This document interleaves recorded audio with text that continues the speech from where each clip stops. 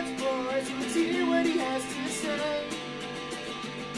His name is NetsBoy, he thinks the world is all over when the Nets just can't play. What up, Net fans? NetsBoy here, bring your latest in your Brooklyn Nets news. All right, we've got a lot to talk about in this episode, so let's dive right in. It's been a really disappointing stretch of games for the Nets, in which they only won one of their last 5 games, and that was against the defending champ Milwaukee Bucks, which, you know, we can talk about a little bit, but really the moral of the story was Kyrie Irving was great in that game. He had 38 points and helped carry the Nets down the stretch. And once again, it just makes you wonder what this season would actually look like if Kyrie Irving was not a part-time player. But, you know, we'll touch upon that a little bit more later on in the episode. But, you know, that was their only win. And, you know, honestly, they should have, in my opinion, they should have won that Raptors game if they could execute better down the stretch. And they definitely should have held on and won the Heat game in Kevin Durant's return. The Nets really should have gone 3-2 the last 5 games like I thought they should, because that second Raptors game was right there for the taking, but poor execution down the stretch by the Nets. You know, I'm sick of this James Johnson crap, okay? I hate this guy now. Remember I talked about there's not a player I hate on the Nets since they got rid of Bembry? I mentioned that before. James Johnson, I can't deal with him. I guess because he's a decent playmaker and he has these moments where you're like, wow, that's great. Like, he'll have these great moments, but then he'll just turn the ball over or take a dumb step-back shot or something ridiculous. And look, if you got to rely on James Johnson to be your primary ball handler or be your playmaker or one of your main pieces, then you're not a good team. That's just a fact, okay? I like James Johnson when he does all the little things, right? Rebound, play good defense, you know, slash to the basket. That's what I'd like to see him do. Not step-back jump shots, deep threes, you know, playmaking between. Like, I don't want to see that from this guy. So, but Steve Nash loves him. And obviously Jock Vaughn likes him too, because Jock Vaughn's been the coach the last 2 games with Steve Nash being out with health and safety protocols. So, I don't know. He's driving me nuts. But, you know, that Heat game in particular was very frustrating. You know, Kevin Durant's back. The savior is supposed to be back. But you know what? I had a feeling they were going to lose that game against the Heat, because we need to kind of put this in perspective here. Kevin Durant hasn't played in 21 games. Not just do we not expect Kevin Durant to not be at the same level he once was, though he still had 31 points. The rest of the Nets have to remember how to play with him. Like, and it's not like Kevin Durant's game is that hard to play with, but for these Nets players, they spent the last 21 games adjusting to doing more than what they used to have to do from their roles. You now drop Durant back in, a guy who gives the Nets 30 points on any given night, and now these players need to relearn their roles. Patty Mills needs to relearn how to come off the bench. You know, Cam Thomas needs to learn now how to pick his spots because he can't be a primary scorer. And then same thing with LaMarcus Aldridge. And then you got Seth Curry and Andre Drummond, who, by the way, never played with Kevin Durant before. They now got to learn their new roles after they just learned a new role getting traded. So when you look at what happened with that Heat game, a Heat game which no Jimmy Butler, no Kyle Lowry, you know, no P.J. Tucker, no Victor Oladipo, you would think to yourself, the Nets should win this game. They got Durant back, and they got Curry, Drummond, Aldridge, Mills, all these guys. Dragic, who has looked solid. I like what I've seen from him so far. And when they were up by 16, I said to myself, this is too good to be true. I can't see the Nets continuing this. And sure enough, that third quarter, outscored 29-17. They just went in a big offensive drought, which is crazy because you got Kevin Durant.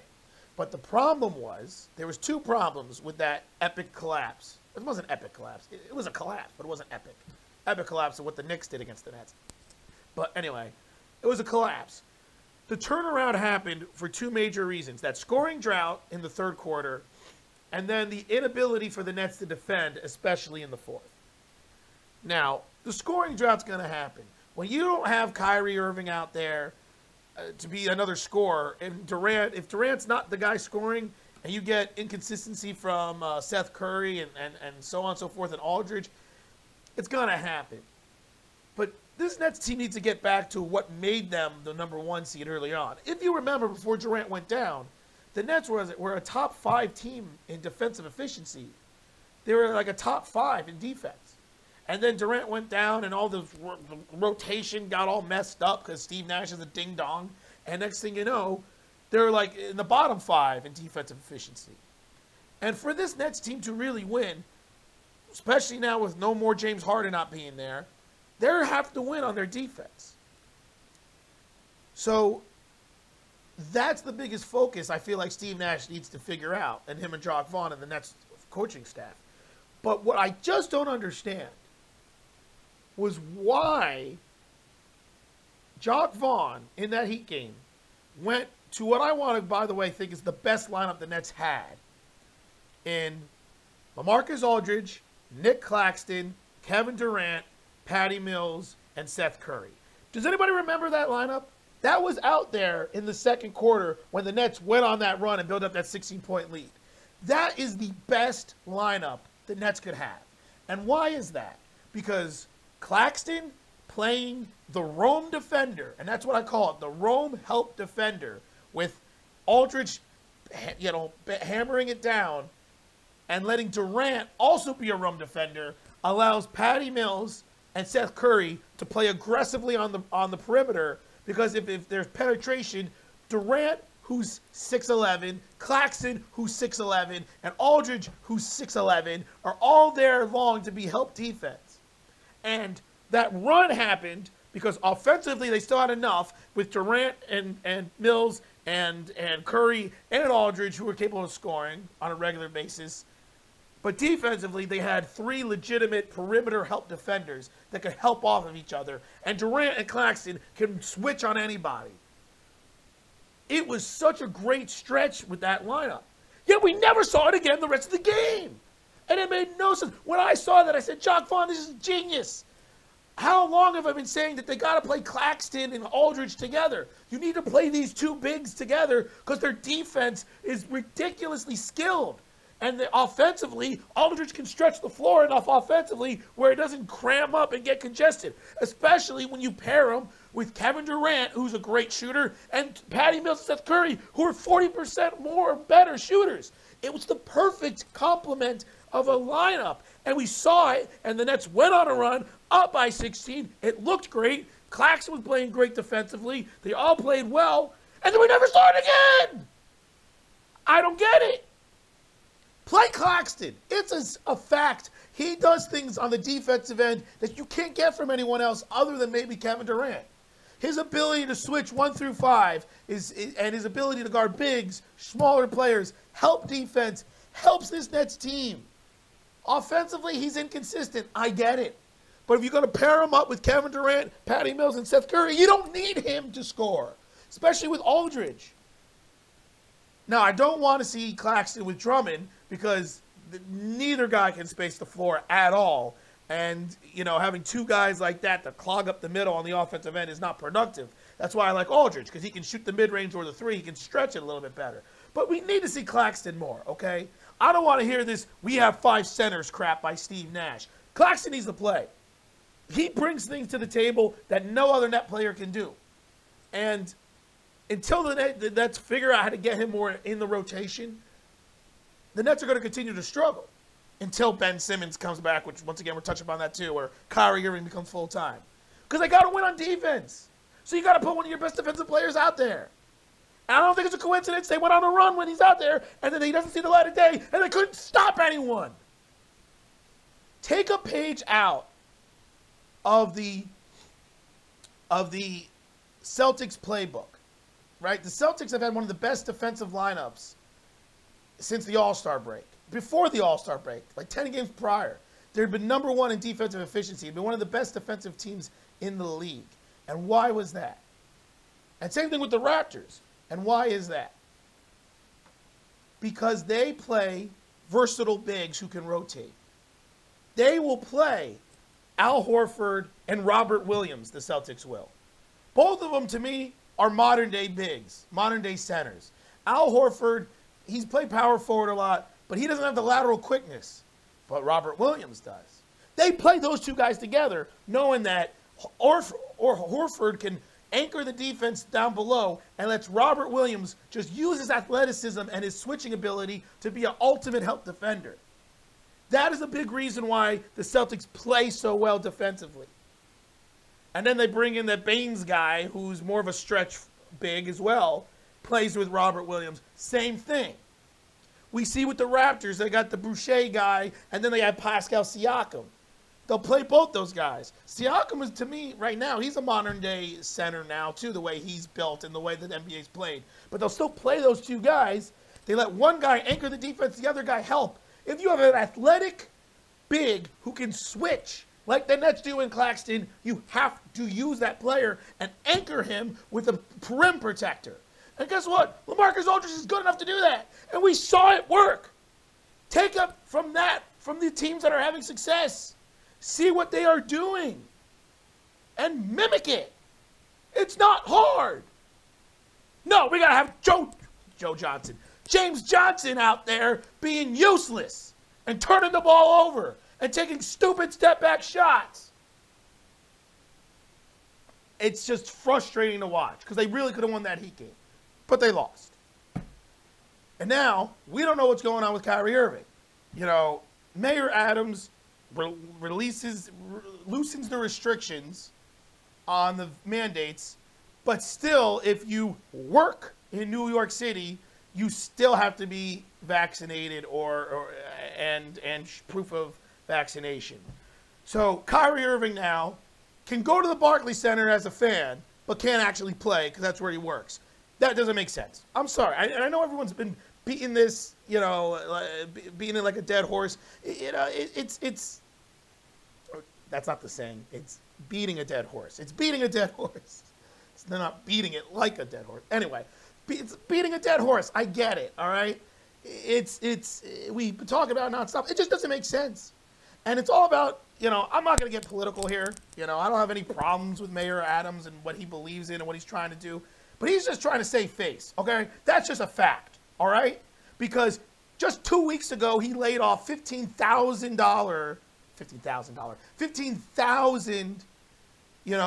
city employees and government employees because they weren't vaccinated. And he doesn't want to look like a hypocrite. He doesn't want to say, I let 15,000 people lose their jobs, and 2 weeks later, I say it's okay to not be vaccinated.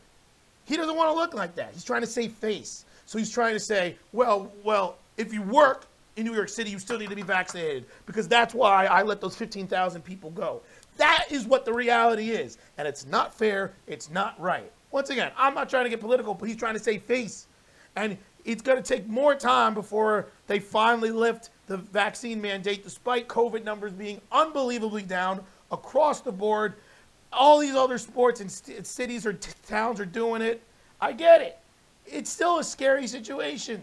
And I don't think it's necessarily wrong to have a mandate. I just don't think the way it's being enforced is logical. So Kyrie's getting screwed. But it is what it is because we all know that Kyrie has the ability to solve. He's the only one that really has the true ability to solve this, and that is actually getting the vaccine. But we know that's not going to happen. So it is what it is. So Kyrie's still going to be just a part-time player despite the mandates being, relaxed. And then this Ben Simmons situation is just unbelievable. He's now got a back injury. And now they're saying it could be more like, a month before he comes back, not until April. And you want to know something? I think it's the same situation as Mayor Adams. Ben Simmons is trying to save face. I don't want to believe that he's really doesn't want to be playing in that March 10th game against the 76ers. I want to believe this guy has gotten over his demons and everything that he went through, that he would be able to go to Philadelphia and play and deal with the criticism that he's going to get, the bombardment of boos, the hatred that the fans are going to show him. I was hoping he'd be in a place mentally and physically where he could see past that. But I guess he's not. And this back injury, sore back, I don't want to hear it. You want to know why I don't want to hear it? Because the Nets are 32-32, okay? That's why I don't want to hear it. They're currently the A seed. They got a very slim shot of jumping to the 6th seed like I want them to do. The Nets will need to go 13-5 the last 18 games, and the Cavaliers, who are currently the 6th seed, will need to go 9-9, be a 500 team for the Nets to just tie the Cavs for the 6th seed. I don't even know what's the tiebreaker, to be honest. I think the Cavs actually might. I don't actually know. I don't remember. I know the Cavs beat the Nets once. I think maybe the Nets won. I don't know. So that's what needs to happen for the Nets just to get to the 6th seed. So I don't want to hear his back hurts. He needs more time to ramp up. Play the guy. If you want to give him a minutes restriction, give him a minutes restriction. But no, they're trying to save face. They don't want to say that we don't want to play Ben Simmons against the 76ers because of his mental health situation, and it's going to be detrimental to him. You know what? I would respect that more at this point. If they just simply said, Ben Simmons and his health doctors advise it'd be best for him not to play in that game for his own mental state because of the trauma that he experienced while he was there. I respect that. That makes more sense to me. Because you know what? I guarantee you that's a factor. I guarantee you mental health experts, when you go through something traumatic, the health professionals say to yourself, remove yourself from that situation. Don't go back. So I get it. Of course, that won't help if the Nets play the 76ers in the playoffs because, hopefully by then he'd feel more comfortable. But now they're going to say sore back. You know what? Maybe there's some truth to all this. Maybe there's some truth about his back being hurt. But to say that he won't be back for another 3-4 weeks is ridiculous. Absolutely ridiculous. Because the Nets do need him. Before I said the Nets didn't necessarily need Ben Simmons because I said, the trade was more about Curry and Drummond, which I do believe. But that was because I thought Kyrie Irving was going to be a full-time player by this point. But we all, like I said, Mayor Adams doesn't want that to happen. I think he's secretly a Knicks fan. I don't care what he says about I want a championship here as much as somebody else. No, you don't. Or else you would figure things out. I got a suggestion so you don't look like a hypocrite, Mayor Adams. Delegate it to the businesses. If you're a private business, you have the right to have your own mandate or no mandate.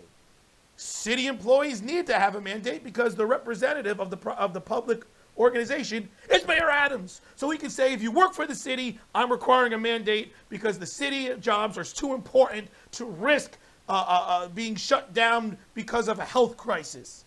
But if you're a private business like the Brooklyn Nets, you should be able to say what you want to do with your arena. I just believe that. And that's the solution. And that doesn't make Eric Adams a hypocrite. I don't think it does. He says, the city employees, I'm in charge of them, and I don't want to lose any more of them. So that's why I'm doing it. But he still lets the Nets and all the other privately owned businesses and organizations make their own decisions on what they think is best. But, once again, not going to get too political. But now we got Ben. So I thought for sure, though, Kyrie would be back and they wouldn't need Ben Simmons, but now they need Ben Simmons. Because Kevin Durant is not enough to take this team to the 6th seed. He's just enough to keep them afloat in the playoffs. That's the reality. And we all know Joe Harris is out for the year. Second ankle surgery. They finally made the decision on him. Not sure why it took so long, but so he's out for the rest of the year. Won't be able to play again this season. Even if the Nets made the playoffs and made a deep run, unlikely if at all. So Joe Harris is gone. The Nets need help. And their coaching staff is too stupid to figure out how to do it. The whole thing is just a disaster and very frustrating. It's so funny. When the Nets got KD and Kyrie 2 years ago, they agreed to come to the Nets. I said to myself, this is too good to be true. How are the Nets going to screw this up? Because in the history of the Nets, there's always something stupid that makes this team lose. Back when it was J.C. Kidd and they're going to the Eastern Conference Finals, they're bigs. They had no size. They had, Jason Collins and Aaron Williams and Todd McCullough, and they couldn't deal with Shaq. Something stupid like that. They then get Vince Carter. They had Jason Kidd and Vince Carter. But there was always something stupid going on, like Jarvis Hayes missing 2 free throws down the stretch when the Nets are fouling up by 3, and the Nets lose a game that way, or something stupid along those lines, or Brook Lopez breaking his foot and being out for the entire year the first time they trade and have a team with Paul Pierce and Kevin Garnett and all the high expectations. There's always something. Then there's COVID with Kyrie, and then James Harden wants to be on this team. He comes, then he gets fat and gets traded, and now you got Ben Simmons who has a back injury who can't play. Then you got Kevin Durant who gets hurt, and then last year he had a toe on the line, and that's why they lost after a hamstring injury and then the ankle injury by Kyrie. There's always something with this team. There's always something that makes this team a joke.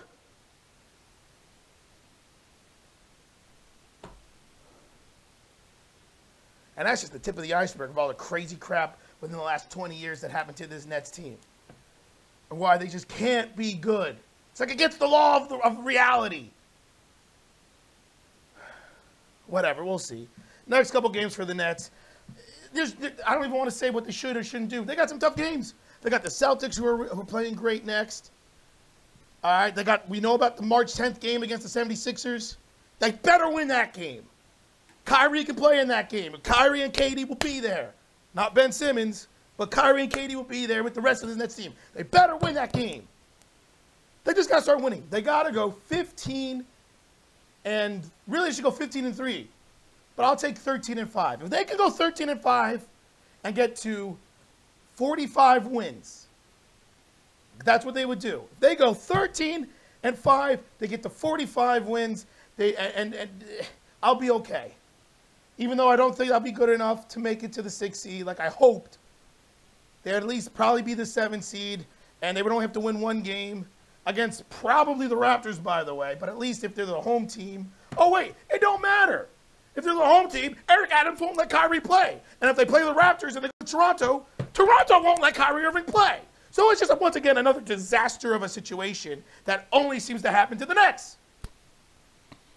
So I don't even know at this point. I just want to see this team get better and win.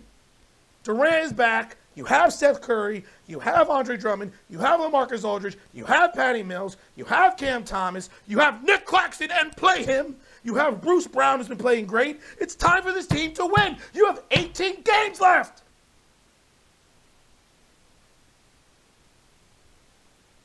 Whatever.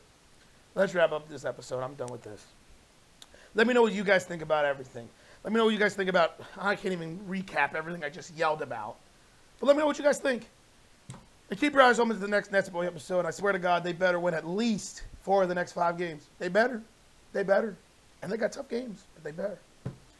And until then, this is NetsBoy, calming down and signing off.